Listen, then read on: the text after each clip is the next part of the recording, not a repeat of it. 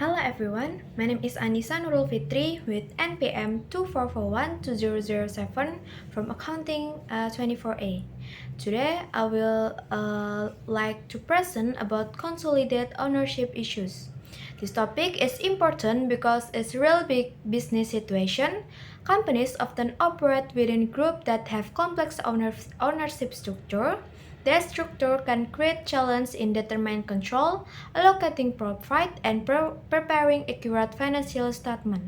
If these issues are not handled properly, the financial report may not reflect the true economic condition of the company. Now let's begin with an overview of ownership issue. Ownership issue arise when there are complex relationships between companies within a group. This may include indirect ownership, partial ownership, cross-ownership, and change in ownership over time.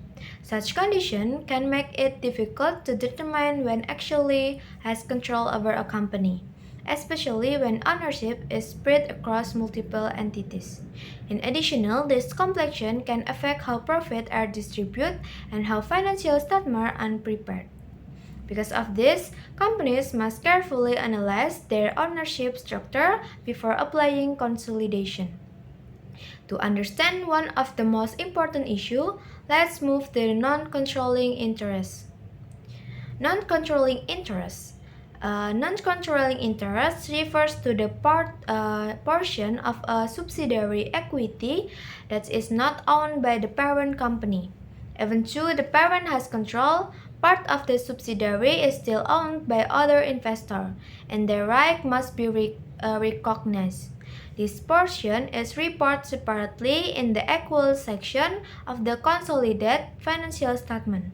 In addition, profit must also be allocated between the parent and non-controlling interest based on ownership percentage. This ensures fairness and transparency in financial reporting. After understanding this, let's move to another important issue, which is indirect ownership.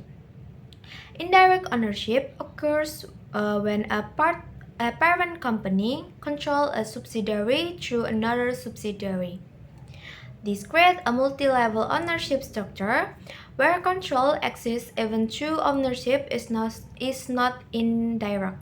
For example, a parent may own shares in a company which then owns shares in another company.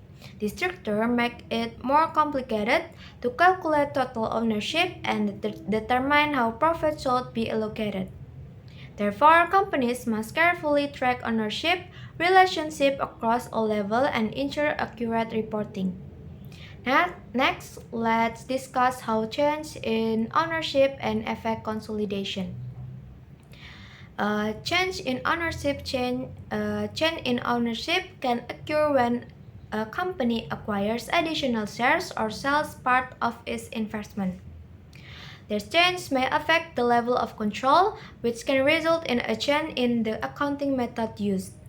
For example, a company may move from significant influence to full control or from control to no control at all. Each of these changes require proper accounting treatment, including remeasurement of investment and adjustment in financial statement. If not recorded correctly, this change can lead to the inaccurate financial report. Finally, let's look at the overall impact of these ownership issues. Impact of financial reporting. Consolidated ownership issues have significant impact on financial reporting. They affect how consolidation is performed, how profits are allocated between parent and non-controlling interests, and how financial statements are presented. They also influence the transparency and reliability of financial information. If these issues are not handled properly, financial statements may be misleading and reduce the confidence of investors and stakeholders. Therefore, companies must apply proper account standards, maintaining accurate record and implementing strong internal control. In conclusion, consolidated ownership issues arise from complex ownership structure and require carefully analyzed and proper accounting treatment to ensure accurate and reliable financial reporting. That's all of our me guys. Thank you for your attention and see you in the next video.